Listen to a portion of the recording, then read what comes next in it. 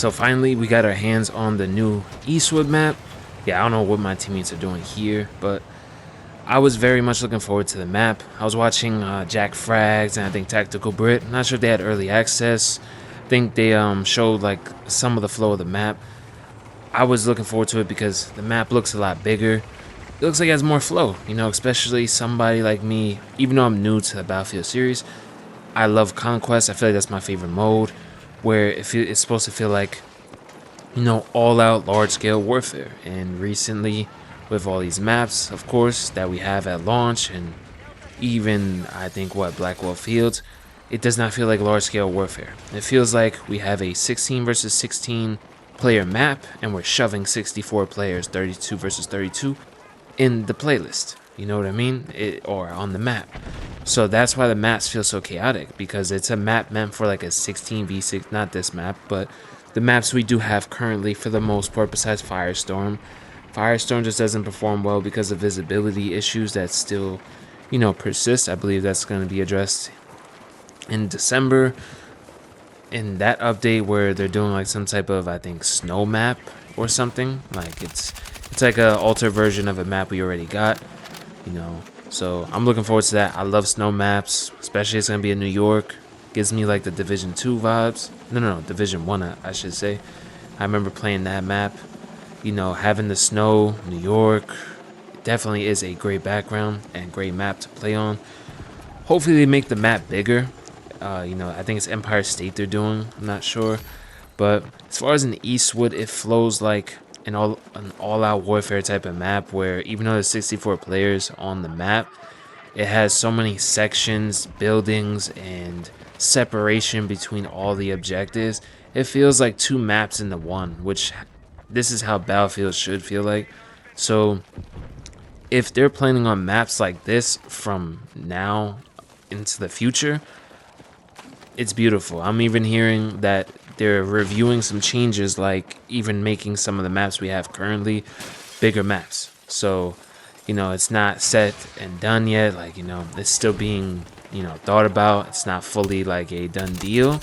But if they're thinking about it, it's in review. It's probably very close to being, you know, implemented. And what I think they could do is, like I told you guys, something similar to what Rainbow Six Siege does. Rainbow Six Siege, if they have a map that doesn't flow well as the game progresses, like some of the older maps don't flow as well as the newer maps in ranked, what they do is they pull the map out of rotation, or they don't even have to do that. They could just do a rework. Let's say Blackwell Fields, right? They could just do Blackwell Fields rework, and let's say next season, like, you know, in the start of the new year where we get another map at some point, we will get Blackwell Fields rework, and they could work on making the terrain more balanced in a sense where, you know, people can't camp along the hills with like 4 different recons and trap an entire team on Conquest, or blow up a jet from the opposite side of the map, and add more buildings and add sections in between the objectives to space out these maps. I feel like it would make the maps a lot better, and instead of expending resources on new maps and pushing out tons of new maps and making these maps worthless, why not rework them? Add some sections, you know, maybe see what Portal players are doing, you know. I think you can, I'm not sure if you can add sections to maps in Portal, but they have made, like, the Red Sec map, for example. They just took a small section of that map and literally made it into its own thing. So I don't see why they can't, you know, use some of the people's, you know, work. You know, maybe pay them or sponsor them, you know, obviously compensate them for using their work. And I think that's a beautiful thing, you know. We've seen other companies like Bethesda doing the same type of thing where modders get a piece of, you know, the pie if, you know, people are buying those certain type of mods, things like that. So, you know, there's other major changes, right? We also got aim assist being adjusted now to basically they said it's going to be similar to open beta tuning, restoring consistent infantry targeting behavior across all input types. So it's going to feel more balanced, more smooth for keyboard and mouse and controllers, so one doesn't feel more dominant than the other. It's a nerf and a buff at the same time, because it's basically taking away the super strong aim assist strength. Like, you know, like you ever tracked like an enemy, you're tracking somebody else, and then like your crosshairs come across the enemy and it just like pulls your crosshairs like really hard. egregiously almost, it's gonna tone down the strength of that to make it feel more smooth and consistent, so the game's not aiming for you or helping you find people that you didn't see. And but at the same time, it's buffing it because it's gonna feel so much more smooth and consistent. So like once you learn your sensitivity and get used to that, you're gonna feel like a god out there. You're gonna feel like an elite soldier. So this is definitely a welcome change, because I had to turn my aim assist, I think, what was it called, the slowdown on it, down to 70, because it's at 100 originally, and it was so strong I had to turn it down, because at 70 it felt smooth. But I think I have it at 100 now, and I felt really smooth. Kind of felt like how it was at like 70 or 60, so it feels very smooth, very consistent. My background is Rainbow Six Siege. That's one of my main FPSs I got really good at, so I'm used to no aim assist anyways, so having a little bit just makes it even easier for me. I did used to play Call of Duties back in the day, but I stopped playing CODs a long time ago. They lost their ways so long ago. Yeah, my teammate right here started driving away while I was healing him. And he like didn't even look at the map because he drove towards another tank with like hardly any health. And the other tank, I think, had like an engineer with him. So yeah, you already know what happens next. But hey, we trying to do our jobs out here. So I think that's a very welcome change. Now, improved latency or input latency and stick response for controllers for providing smoother aiming and more responsive soldier movement. So this is going to make the input feel a lot more responsive, a lot more smooth, and just overall a better experience if you are a controller player. I think this problem was more prevalent for people who play on PC that used a controller. It was obviously not working as intended, and you can feel some latency issues more than people on console. Like I said, all these are beautiful quality of life changes that will keep the game, running and keep the game growing with a strong player base. We already have a strong player base. Pretty much at any time, we have around 250 to 300k on Steam, plus console players. Can't have official numbers on that, unfortunately, so we don't really know. But what we do know is it's number 3 across the boards on Xbox and the PlayStation Store, so I could say they could probably contribute at least another couple 100,000. So we, like, all together with all platforms, it probably has somewhere around 600 to 800,000 maybe at almost any given time. Obviously, Fridays and the weekends are gonna be more popular. People that are into this are slightly older, not like I don't know, like when I was young, honestly, I didn't really like Battlefield. Mainly because of the settings, I ain't gonna lie. Like, there's so many settings, it felt overwhelming. Now, also weapon accuracy and dispersion tuning. That's why I am using the MVO. Those are one of the guns I used to use that had the most bloom. And it felt a lot crispier, a lot more responsive, and a lot less instances where I was just missing bullets. Like at the beginning of my, trigger pull. The first 10 bullets weren't just going all over the place. So it felt a lot more consistent at the very least.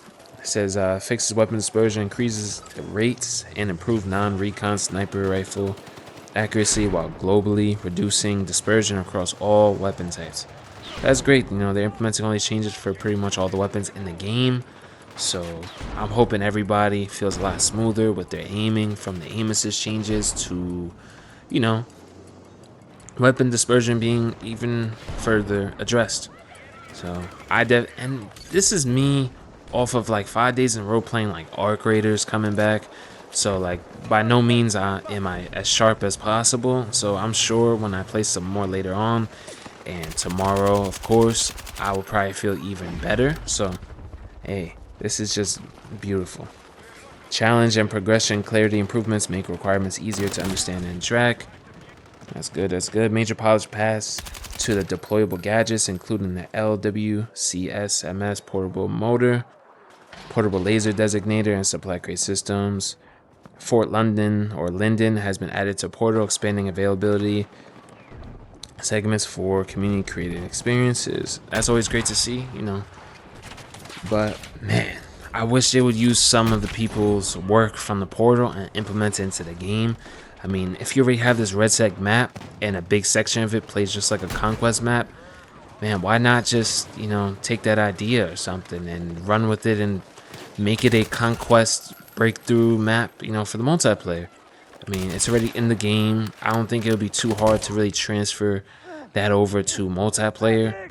And since everyone loves it for the most part, I had a lot of positive comments when I saw the Tactical Brits video on how that map would flow. And and we'll get like 2 maps in one update. Imagine that, one of their newer maps next year, plus that section from the Red Sake Battle Royale being introduced. So you have 2 maps in one. That would be a crazy big update that the community would love. And those reworks, like I was talking about, would be pretty much very important, because you don't want to make all those maps, like if they start releasing maps like Eastwood, people are just not going to play on any of those other maps unless they're doing challenges, or they're maybe they're trying to look for kills, or kill clips for YouTube or something. It's always fun to get those, but I honestly love Conquest. I like having breathing room in between some gunfights. I like being able to feel like I can actually use vehicles. I'll be in the vehicle for like 20 seconds and I'm already getting like shot at on some of these maps. Not Eastwood, of course. So like that's why I didn't even like use like a vehicle. Well, partly because my teammates were crashing into me, like, what are we doing? But I want to feel encouraged to do that, not feeling I'm getting shot up like as soon as I start driving a tank, or as soon as I start driving a Humvee or whatever. So maps like this ongoing, plus some reworks, my god, this game literally has endless potential to still grow and become even bigger than it is right now. But these visibility issues, yes, this is something they need to fully address. If they don't fully address this, it's going to turn a lot of people off, and some people just go to Call of Duty. But Call of Duty's been doing like shit. They literally have they barely could hold 100k people on Steam, and people want to say Game Pass this, Game Pass that. Black Ops 6 was on Game Pass as well, and they had at least almost 400,000 players peak, or somewhere around there, 350. So they lost so much, and their sales report just came out. They lost 61% of sales compared to all CODs, or at least the last COD that came out, Black Ops 6. So yeah, not looking very good for them either. So Battlefield is very lucky that Call of Duty shit the bed for Black Ops 7. But I'm glad they're not taking that as an opportunity just to leave us out, like this. They're still trying to fix things. They're very transparent. So yeah, I'm loving the update so far. I just want visibility fixed, and once the weapon dispersion or whatever, as long as that's fully fixed, I believe they're addressing it again with other certain bugs in December. So I'm gonna have to look into that as well. But hey, hope you guys enjoyed the content. I'm gonna have some Arc Raiders content out for tomorrow, so stay